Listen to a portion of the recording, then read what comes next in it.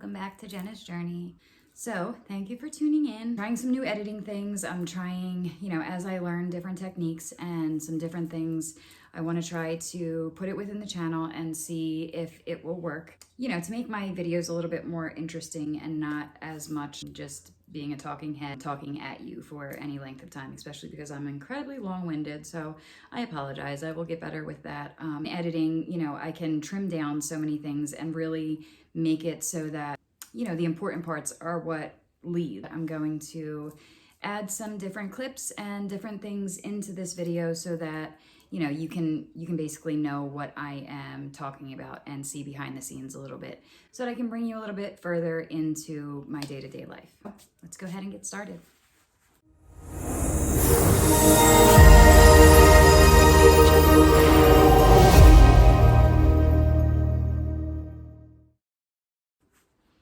All right, so today is November 17th.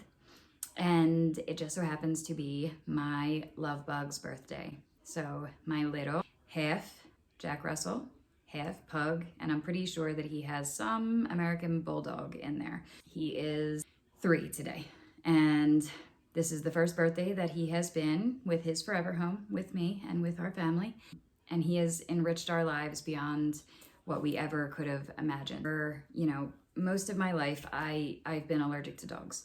And I never thought that I would be able to have a dog of my own, whether in my childhood or in my adult life. So like anything else, we're gonna go back to the start. When I was younger, we lived in Philly, and my grandmom was the one that basically, watched me and my sister every day because my parents were both at work. They were trying very hard to give me and my sister a better life. My memories, for the most part, are a lot at my grandmom's house because that's where we primarily were. So my grandmom had a dog, Bandit, and she had him from the time that I was a baby, and we grew up together pretty much. This German Shepherd was the most sweet, gentle, kind soul, and he was my best friend.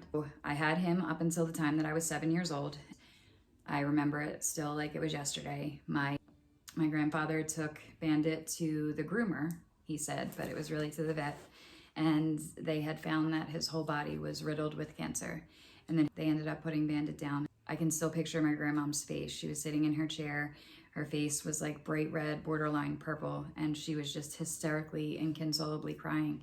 And she was on the phone with my grandpa. I remember asking her, and that's when she told me, that Bandit wasn't coming home.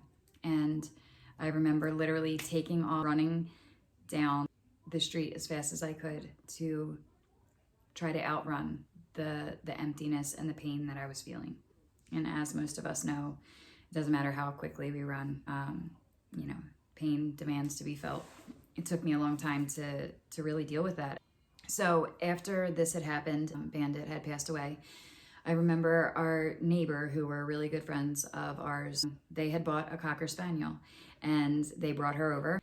As soon as they brought her into the house, I started, petting her. I was down on the floor, and immediately my face broke out in welts and hives, and I had anaphylaxis. So my airways closed. I had an allergy-induced asthma attack. From that point forward, I was allergic to dogs. And I remember believing, I believed up until last year, I would say, that the reason that God made me allergic to dogs was because I couldn't handle them passing away. Because it wasn't pretty for me. It wasn't a good time in my childhood.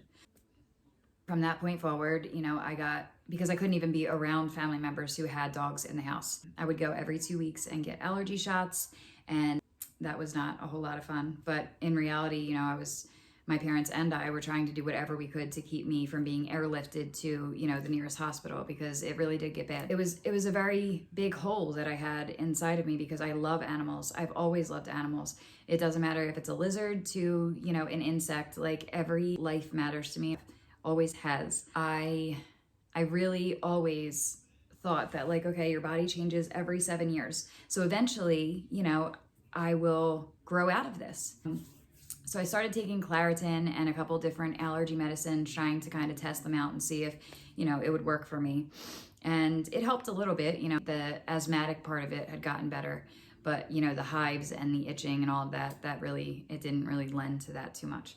So I really truly believe that I couldn't have an animal ever. Fast forward a little bit to I met Sean, and from that point forward, my life completely changed for the better. So, you know, Sean had always had dogs growing up in his adult life. Him and his dad share a Boston Terrier named Charlie.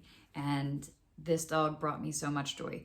I remember the first time I met him, he's just like this little ping pong ball that just, you know, is literally bouncing off the walls constantly. He just wants you to throw his ball like 24 hours a day, 7 days a week, and he would be happy.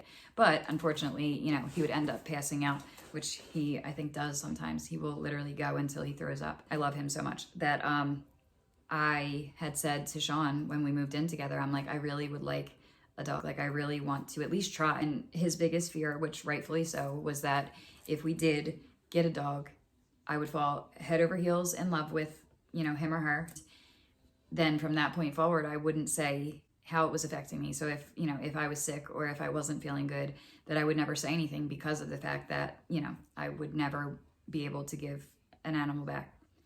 So he was right in that regard. I didn't know a lot about this arena, just like with anything else. With a dog, you know, that doesn't have a home and has never really lived a full life, I would always want to take, like, literally my dream now is to retire on a lot of acreage where I could just have as many animals as possible, whether they don't have homes or they need, you know, they need to be nursed back to health, whatever it is. Like, that's what I want to do because that makes me feel alive and gives me purpose. So I'm really happy that I didn't end up, you know, going and trying to find a specific kind of dog because it was good for allergies. Because I had been around many hypoallergenic dogs, but it had never worked for me. I'd always broken out or had an attack of some sort.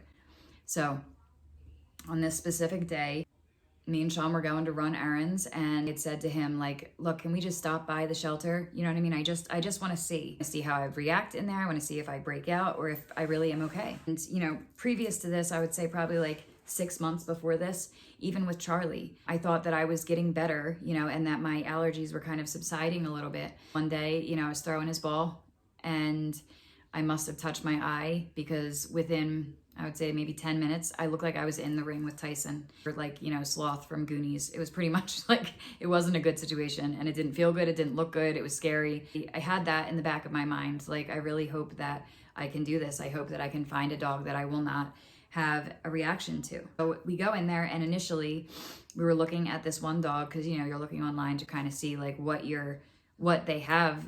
And this one dog, Pringles, he was, you know, like a tinier dog, because I figured if I get a tinier dog, then, you know, I'll be able to bathe them and hopefully that will help with the dance. At that point, you know, I had broken out and all of that stuff. We basically went, and Sean's one stipulation for going to this rescue was that he couldn't go back and see the dogs in cages, which I had never been there. So I'm like, oh no, it's okay. Like, I'll go back and look, which I don't know what I was thinking, but it was extremely difficult. It was so painful. And if I could have taken every single one of those dogs home, I would have.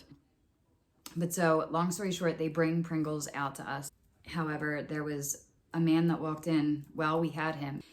His wife had cancer, and his wife really wanted this puppy. And that was something that was really close to my heart because my sister has cancer, and I just thought, you know, if there was something that was going to make her happy and bring her joy, I would never want to stand in the way of that. So Sean brings up on his phone, which I'll put a picture here, of Jack. And, you know, he asked them if he was still there, and they brought him out, and he was just this skinny, scrawny little dog with his ribs were sticking out, his ears were down, and he was like shaking. I'll never forget that moment because I loved him immediately. And I just wanted to like hold him in my arms and make everything okay for him. But again, I didn't know how any of this worked. So I didn't know if you had to wait for X amount of time. I didn't know if they would turn us down. I had no idea. We knew that we wanted him. We filled out the paperwork. We did everything that we needed to do. And they had said that we needed to have a family meeting with me, Sean, and my daughter to make sure that, you know, everybody could get along with Jack and that it would be a good family unit. So we thought it was going to be like, you know, in a week. I think we scheduled it for like a week or 2 weeks out. I was not under the assumption that we were going to get him anytime soon. But God works in mysterious ways. So literally the next day, they called us and asked if we could bring, you know, my daughter up there and see how everything went. And they didn't give us like, they didn't say, okay, well, you're going to be able to take him home with you, or else we would have been way more prepared. But that's what happened. They saw us all together and they were like, this is a perfect fit. And I'll never forget when they did like the check-in. They called, a couple months after we'd had him home, and I told them, about everything that was happening. We put him on puppy Prozac because he really had like separation anxiety. And he has some nicks on his ears and stuff. So I know that he had it pretty rough up until, he moved here with us. He came from Georgia originally, so we know, a little bit of his backstory. So he came here with, his mom was pregnant, gave birth to him, like I think on the way from Georgia to New Jersey. And he was in, the kennel for most of his life. And then a family did adopt him pretty much like, a few months before we came to get him. What happened was he had a double hernia surgery, and the way that they did it, I guess, it wasn't the most humane way. They also did the, where they neutered him. So basically, when you do that later in life, they're a little bit more aggressive, but they're like, they want to mark their territory. It's just a different vibe than if they did it when he was a puppy. So that's the first thing. The second thing was with the surgery, he was in a lot of pain, and he had these actual staples in him. So when he went to this family, he had these staples still in him. So he was in pain and he was hungry. I mean, like, this shelter does amazing, so don't get me wrong. So grateful for what they do. But, they only have so much that they have to give, and so much money that's coming in. We were told that a family had taken him with a young, child. And he was food aggressive, I guess, because he really was hungry and he didn't want anybody, taking his food from him. So because he was in pain, because he was hungry, and all this stuff was going on all at the same time, when he's in a new environment with a younger child, which I never would have, thought that they would have let him go with a younger child in the family, just because he doesn't do well with loud noises or like, fast movements. So long story short, the baby must have, come up and either tried to like hand him his food or whatever, and did it the wrong way, where Jack nipped at his finger, or her finger, I'm not even sure, but they showed us the picture of it, and you couldn't really see anything. But I don't fault these people, because even though I wouldn't be able to do it, and I would train him, I would do whatever necessary, like as long as he wasn't really like a threat to my daughter. But I think, it probably really traumatized the child, and the parents just said, this isn't a good fit. So they brought him back. So he had only been back there for a day before we came to get him. We didn't know that at the time, but the woman on the phone that had called to check in on him a couple months later had said, he was waiting for you, that this was meant to be, and he was waiting for you. And that stuck with me, because I know that that's true. I know that he was always meant to be our dog. And the funny thing is, my grandma, which I spoke about in the beginning, she was such an intricate part of my life. And she was my second mom and my best friend, and definitely my comfort zone for the better part of my life. She had lung cancer. She passed away, I think it was either 11 or 12 years ago. When my grandma passed away, she passed away in November.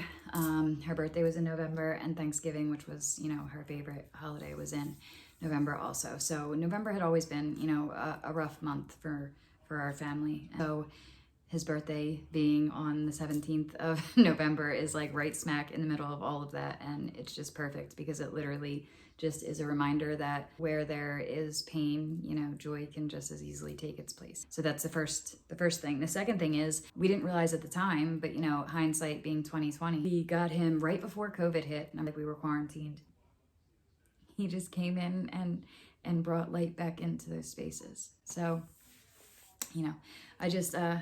I wanted to add, some pictures and some videos and photos and all that of, how amazing he is, so that you guys can see. And I would just really encourage anybody to, definitely try to adopt if you can, because it's the most fulfilling thing in the world, and you won't be sorry. We had to, be patient with Jack and really give him the time and the love and attention that he needed and deserved for his whole life.